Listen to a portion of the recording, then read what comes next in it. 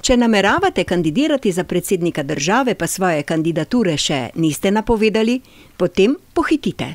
Kandidatov je namreč že veliko in če boste odlašali, vas bodo v gneči mediji morda spregledali. Za predstavitev na podstrešju pa ste tako ali tako že prepozni. Kandidate, ki so svojo kandidaturo napovedali do sobote, vam bova namreč predstavila že danes.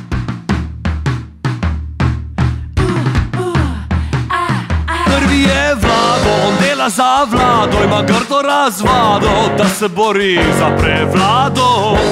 Letos se že tretjič odloča za vstop v predsedniško tekmo ljubitelj ljudskih pregovorov Marko Kožar. Ko je leta 2002 kandidiral prvič, si je gotovo mislil, poskusiti ni greh. Žal ni zbral dovolj podpisov. Leta 2007 si je zato dejal, enkrat ni nobenkrat, in se spet lotil zbiranja podpisov. No, spet jih ni zbral. In tako se letos podaja v akcijo z motivom V tretje gre rado. Tretje gre rado, zvečer igra Pikado, v gostilni Eldorado, morda bo šel na olimpijado. O podjetni kandidatki Moniki Malešič smo nekaj malega povedali že prejšnji teden. Med drugim ste iz prve roke izvedeli, da se geslo, pod katerim namerava kandidirati, še dela.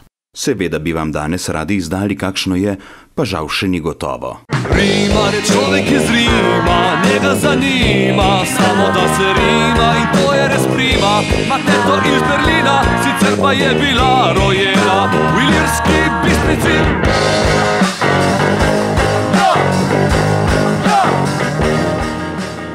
Miro Žitko je napovedal, da se bo kot predsednik boril proti različnim psihosomatskim motnjam. Lepo in požrtvovalno. Očitno je Sloveniji postavil pravo diagnozo.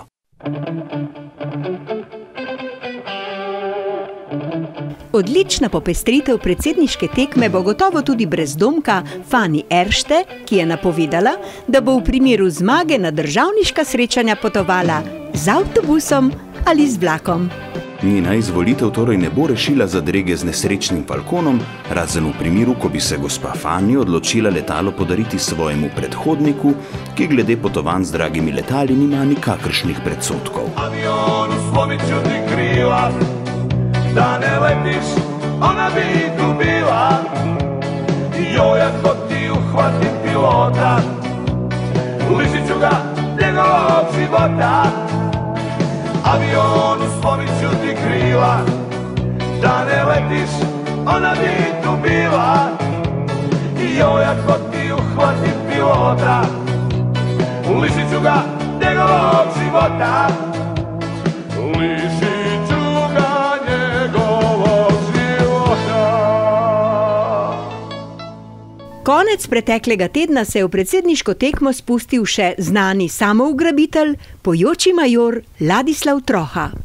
Če zmaga in se bo vselil v predsedniško palačo, ne bo imel daleč, kadar se bo odločil za kak nov daljši javni protest pred parlamentom.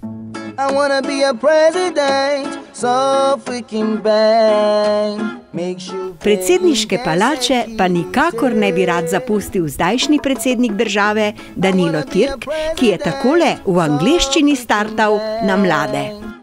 Dear friends, we live in difficult times. Umek stands for all that. And that is why I am voting for him on this year's DJ Mag Top 100 voting. And so should you.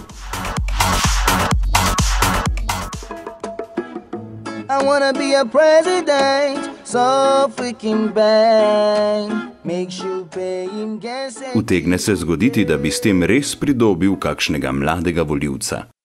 Türk v predsedniški palači se jim verjetno zdi manjše zlo kot Danilo na glasbeni sceni. Seveda se pa utegne zgoditi tudi to, da se bodo ljubitelji opere, soula in domačih viž zaradi Türkovega izbora počutili kot drugorazredni državljani.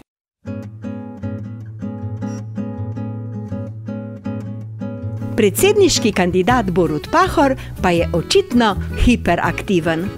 Videli smo ga asfaltirati ceste, vleči vrv, čistiti pesjake.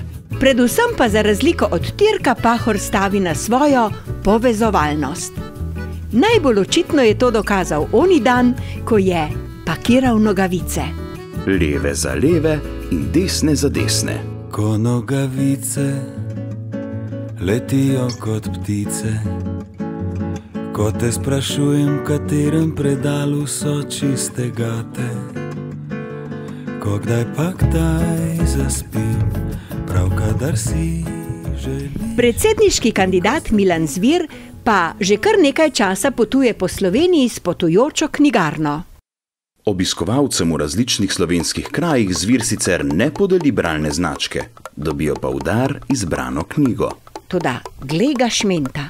Medtem ko na televiziji vsak večer spremljamo, kaj sta čez dan počela kandidata Borut in Danilo, izvemo malo oziroma nič o tem, kako Milan širi bralno kulturo.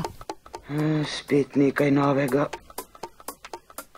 Misliš, da je zato kriva funkcionalna nepismenost novinarjev? Lahko da. Še bolj pa najbrž funkcionalna slepota televizijskih kamer. Vidiš kaj, general? Samo dim, veličanstvo.